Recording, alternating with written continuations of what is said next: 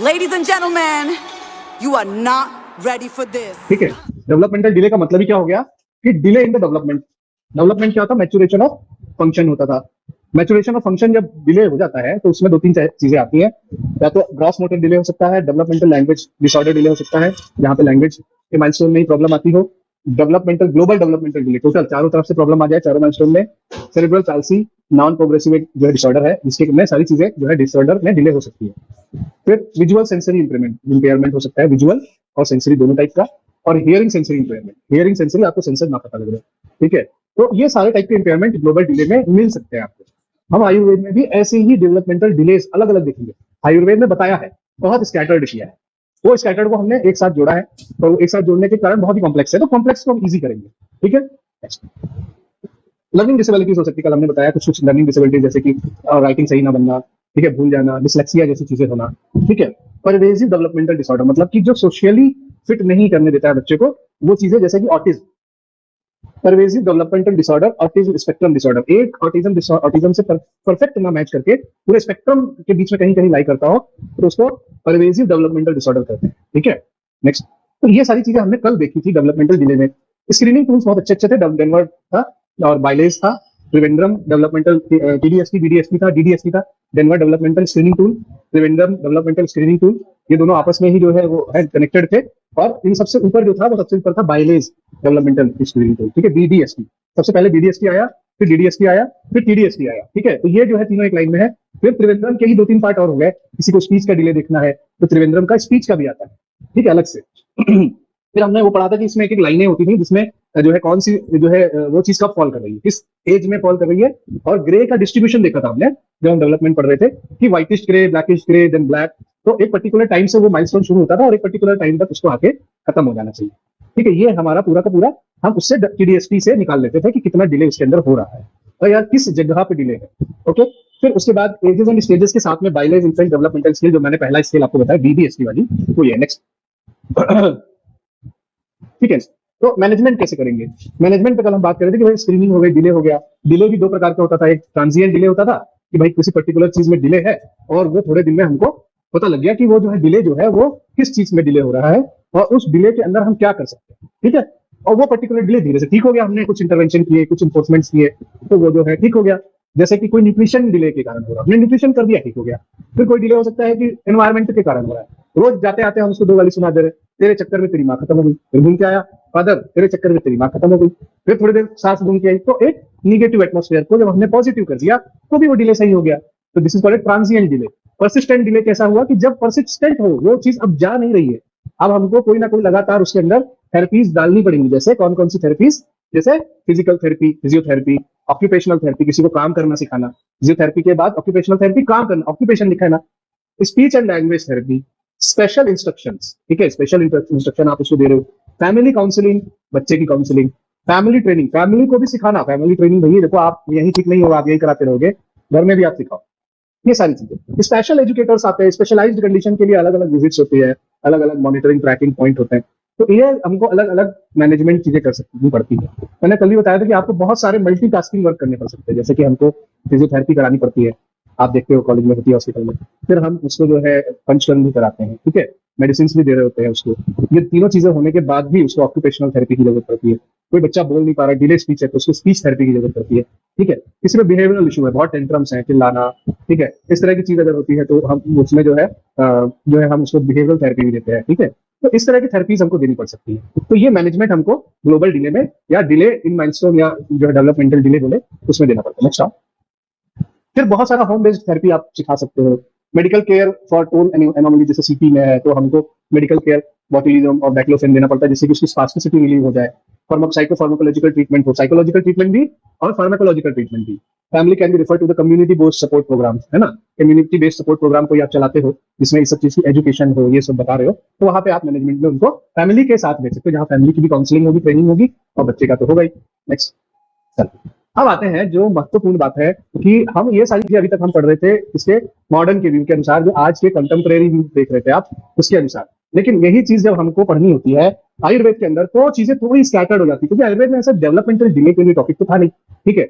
बताया, आचार्य ने बताया कि फक्कः निश्चय गच्छति इति फक्कः, मतलब फक्क रोग नाम का एक था श्लोक, इसमें बच्चा अब पिछड़ रहा है, क्या बाला संवत्सरापन्ना पादभ्यो न गच्छति, फक्त के लिए बोला कि बालक 1 साल का है और अभी भी पैर से चल नहीं पाता है। और जब हम लोग वो पढ़ रहे थे, संस्कार पढ़ रहे थे, तो देखा होगा उसमें हर चीज की टाइमिंग दी हुई है कि वो टाइमिंग में ऐसा हो जाना चाहिए, खड़े हो जाना चाहिए, बैठ जाना चाहिए, भूमि इक्वेशन बोला, कीड़ा खिलौने को पकड़ लेना चाहिए। भाई आज के समय में आप हाथ से खिलौने को कैसे पकड़ते हो? ऐसे पकड़ेंगे अच्छा, या फिर ऐसे पकड़ेगा? तो पामर और पिंसर ग्राफ्स एक ही साथ दोनों उन्होंने बता दिया कि भैया खिलौना पकड़ रहा है मतलब पामर पिंसर ग्राफ्स आनी शुरू हो रही है। ठीक है, ये जो है टोटल जो है हमको बताता है कि किस प्रकार से निदान कौन कौन से होते हैं जब हमको डेवलपमेंटल डिले मिलता है। तो शुरुआत करें अगर गर्भ पूर्व निदान से। ठीक है, तो निदान गर्भ पूर्व हो सकते हैं, गर्भकालीन हो सकते हैं, गर्भ चल रहा हो तब, और प्रसवकालीन हो सकते हैं, और प्रसव उपरांत भी बच्चे को हो सकता है। ऐसा नहीं है कि बच्चे को प्रसव उपरांत नहीं होगा। ठीक है, ऐसे ही सिमिलर चीजें वहां भी है। तो देखा जाए पूरे आयुर्वेद को समेशन करने के बाद जब हम बैठाते हैं तो भी यही चीजें पकड़ में आती है। तो हम शुरू करें अगर गर्भ पूर्व, यानी कि गर्भ अभी हुआ नहीं है, अभी वो इंटरकोर्स या फैमिली लाइफ में है कपल, उसी समय से शुरू हुआ, तो क्या क्या हो सकता है? मैथुन पूर्व निदान। ठीक है, हुआ क्या कि भैया मैथुन पूर्व, अभी इंटरकोर्स इत्यादि तो एक अलग बात है, शादी किया, कॉन्सेंग्यूनियस मैरिज कर दिया, तो हमने पढ़ा था कॉन्सेंग्यूनियस मैरिज। अब कॉन्सेंग्यूनियस मैरिज करने के बाद होता क्या है कि जेनेटिकल जो बच्चे होने होते हैं, डिप्राइव्ड बच्चे, उसके चांसेस बहुत बढ़ जाते हैं। ठीक है, तो अतुल्य गोत्री विवाह जो है, चरक एक चैप्टर देते हैं अतुल्य गोत्री, तो उन्होंने कहा कि भैया जो भी विवाह करो आप अतुल्य गोत्री है कभी। ठीक है, आपको सब समझ में आएगा। देखिए है थोड़ा सा कॉम्प्लेक्स, अभी और आगे जाते जाएंगे कॉम्प्लेक्सिटी बढ़ती जाएगी। फिर मैथुन कालीन। अब मैथुन कालीन भी देखो, हमारे यहाँ तो हर चीज के बारे में एक टू द पॉइंट चीजें दी गई, आप ऐसे करोगे तो सब सही है और अलग तरीके से करोगे तो गड़बड़ियां शुरू हो जाएंगी। मैथुन कालीन विभाग, तो उन्होंने मैथुन कालीन कहा कि भाई घटक वैगुण्य हो सकता है, मैथुन कर रहे हैं और उस वक्त आप जो है किसी स्प्रिंग की इच्छा करके कर रहे हैं, तो वहां ऋतु क्षेत्र अम्बु बीच 4 चीजें होती है, इनमें गड़बड़ी होगी तो हो जाएगा। फिर ऋतु काल के अपचार बताया गया कि ऋतु काल में इस बहुत सारी चीजों का सेवन मना किया है, लेकिन फिर भी अपचार हो रहे हैं। उसके बाद मैथुन माल पोजीशन, आप इंटरकोर्स कर रहे हैं लेकिन कुछ कर रहे हैं जो कि नॉर्मली बताया नहीं गया है। ये एक निदान हो गया। अब इन्हीं निदानों को हम संप्राप्ति में आगे एक एक करके पढ़ेंगे, पहले इनको थोड़ा थोड़ा सा समझ लेते हैं। फिर गर्भ पूर्व समझ में आया, अभी गर्भ स्थापित नहीं हुआ, अब गर्भकालीन हो गया, तो मासानुमासिक बच्चा बढ़ता जाएगा। मासानुमासिक वो भी बताया कि अगर आप मासानुमासिक तरीके से नहीं चल रहे हैं, गर्भिणी के लिए भी मासानुमासिक क्रम से आना पीना दिया है सब, है ना, मासानुमासिक परिचर्या दी, अगर वो उसको पालन नहीं कर रही है तो भी गड़बड़ होगी, उसमें साफ दिया हुआ है। तो मासानुमासिक फिर गर्भोपघात कर भावों का सेवन करना, मासानुमासिक नहीं कर रही है लेकिन फिर वो भी कर रही है, लेकिन वो गर्भोपघात कर भावों का भी सेवन कर रही है। जो प्रेगनेंसी है कोलंबस वाला झूला झूल रही है, मामला गड़बड़ है ना भाई। ठीक है, कोलंबस झूला कैसा होता है, लेकिन क्या भाव है, गर्भोपघात गर्भ हो गया। ठीक है, अभी पूरा तोरवा रोड खुदा है, पता है जो है प्रेगनेंसी 7-8 महीने निकल रही है, लेके एक्टिवा चली जा रही है, क्या खाने, जो है पाव भाजी खाने जा रही है, जब मिलता नहीं है। तो कुल मिलाकर के मसला ये है कि ये रोड खुदी है कि जाने की क्या जरूरत है, ये होते हैं गर्भोपघात जानबूझकर प्रज्ञा अपराध। ठीक है, फिर आते हैं ये दोनों खत्म हुआ प्रसवकालीन, अकाल प्रवाह, अभी काल नहीं है प्रवाह का, वो वेग नहीं आ रहा है, लेकिन फिर भी लेडी लगी हुई, जल्दी निकले भैया, हमें छुट्टी दो, अगले दिन हमको जाके मसूरी घूमने जाना है। तो भैया कोई नहीं, अभी तुम्हारा जो है अकाल प्रवाहन, अभी जब वो आएगा तब भी होगा, तुमको बच्चा ऐसे नहीं होगा। फिर आगंतु जब, ठीक है, अचानक से आपने कोई जबरदस्ती तरीके से बच्चा निकालने की कोशिश करी, फॉर्स डिलीवरी कराई। ठीक, फिर गर्भोदक बाद बच्चा भी सब कुछ ठीक हो गया, लेकिन बच्चे ने क्या किया, गर्भ का पानी पी लिया, है ना, यहाँ भी गड़बड़ी हो गई। प्रसव उपरांत बच्चा प्रसव से बाहर आ गया, फिर भी बचा गया, नहीं ऐसा नहीं है कि वो बच गया, फिर भी चांसेस बहुत है। प्रसव के तत्काल पश्चात इम्प्रॉपर प्रत्यागमन, हम प्राण प्रत्यागमन करें, पीडियाट्रिशियन की बारी आ गई, देखो कोई भी इसमें बचता नहीं है। अभी तक ये प्रसवकालीन में कौन था, ऑब्स्टेट्रिशियन था, वो गलती करता, तो अब हमारी बारी आ गई, इम्प्रॉपर प्रत्यागमन कर रहे हो वो भी गड़बड़ी हो सकती है। फिर इम्प्रॉपर रक्षा कर्म कर रहे हो, 2-3 दिनों के अंदर मेनिंजाइटिस हो गई, आपने इन्फेक्शन प्रॉपर तरीके से हैंडल नहीं किया, गड़बड़ हुआ। बाल्यकालीन बच्चा बड़ा हो गया, तो बाल्यकालीन में ग्रह रोग आप पढ़ेंगे अभी थोड़े दिन में, ग्रह रोग अगर आ गए वो भी गड़बड़ी करते हैं।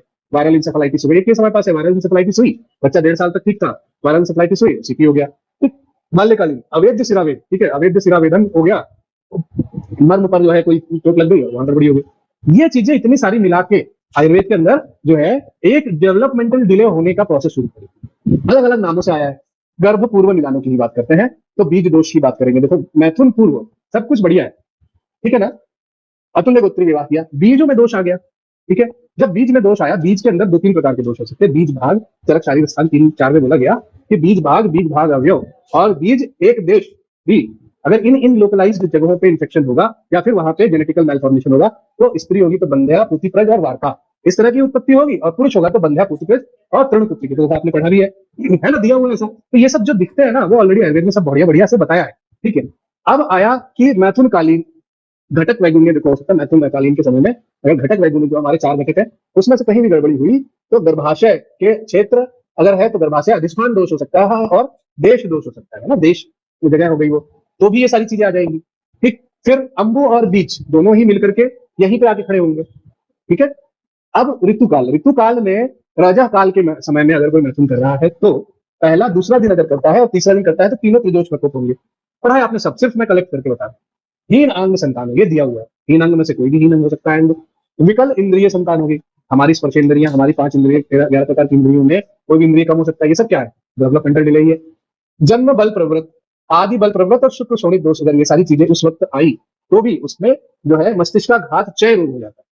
ठीक है, क्या क्या हो सकता है, कैसे कैसे संतति हो सकती है, पंगुता हो सकती है, पंगु मतलब चलने में दिक्कत, फिर जात्य आंध यानी कि अंधा हो सकता है ना, जन्मजात अंधा होगा, ये दिया हुआ, ये हम नहीं कह रहे, ये सूत्र सूत्र 24/6 कह रहा है। ठीक है, बधिरता हो सकती है और वमन हो सकता है, वामन हो सकता है, वमन नहीं वामन, छोटा है ना, हाइट में छोटा, वामनत्व। ठीक है, ये हो सकता है। ठीक है, सीपी सिर्फ नाम मत दीजिए, ये पूरा डेवलपमेंटल डिले, ये सीपी के लिए बनाया गया एक वो है। नेक्स्ट, गर्भकालीन, अभी आप गर्भ पूर्व समझ में आ गया, बहुत सीधा, आपने सब पढ़ा है, हमने एक जगह कर दिया बस। गर्भकालीन मिलानों में मासानुमासिक क्रम जो होता है वो अपने अपने टाइम से आता है। फर्स्ट ट्राइमेस्टर में पहला, दूसरा, तीसरा महीना आपको सामने दिख रहा है, कलल, घन और गात्र पंचक आ जाते हैं चरक के अनुसार। ठीक है, टाइम ऑफ ऑर्गेनोजेनेसिस है, फॉर्मेशन ऑफ नेत्र हो जाता है यहाँ पर। तेज महाभूत अगर इसमें कहीं कुपितवात के कारण इफेक्ट होता है तो नेत्रगत संस्थान संस्थान में आश्रय करता है, जिसकी वजह से विकृत अक्षता आ जाती है। ठीक है, आंखें टेढ़ी जाती है, स्क्विंट देखेंगे, सीपी के बच्चों में स्क्विंट मिलेगा। फिर नेत्र अंधता आ सकती है, भैया स्क्विंट नहीं हुआ तो यहाँ पहुंच गया, बच्चे में गड़बड़ी तो आ जाएगी। फिर कुपितवात के साथ अगर कुपित पित्त हुआ और असम्यक गर्भ का विभाजन, पित्त का काम है विभाजन करना, और विभाजन अगर प्रॉपर ठीक नहीं हुआ तो भी ये जो है सीपी के इसमें या ग्लोबल डिले में आ जाता है। गर्भाकृति वैगुण्यता हो सकती है, देखो चरक सूत्र के अनुसार। ठीक है, कि अगर प्रॉपर डिवीजन नहीं हुआ तो गर्भ की आकृति अलग अलग प्रकार से आ सकती है। ठीक है, फिर इसी तरह से ये वाला पार्ट आपको हो गया, समझ में आएगा। और इसके बाद चौथा, पांचवा, छठा महीना, तो चौथे महीने में क्या होता है, दौवृद काल है। पांचवे में मन प्रतिबुद्धतर हो जाता है और षष्ठे बुद्धि हो जाती है। बहुत सीधा सा बात है। तो मन और बुद्धि की बात करें तो दो चीजें हैं।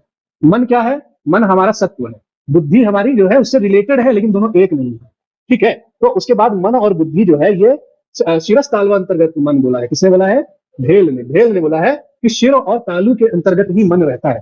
ठीक है, तो अगर इस जगहों पे जो है वो हो जाए, और उसी में चौथे माह में दौहद आता है।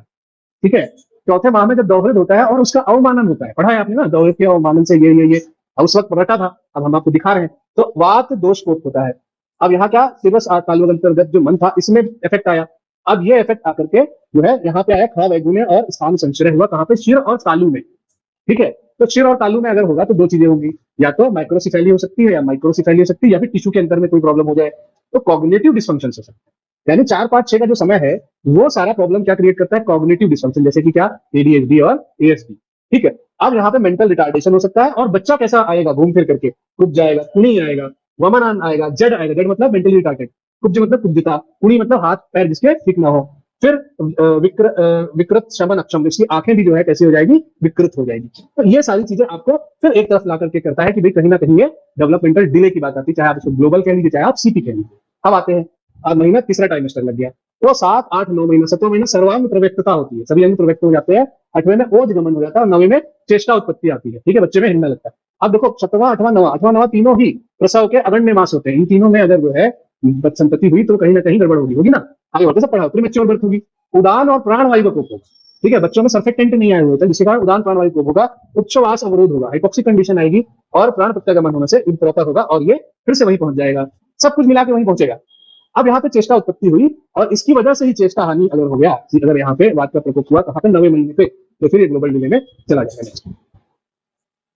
नेक्स्ट, हाँ ठीक है,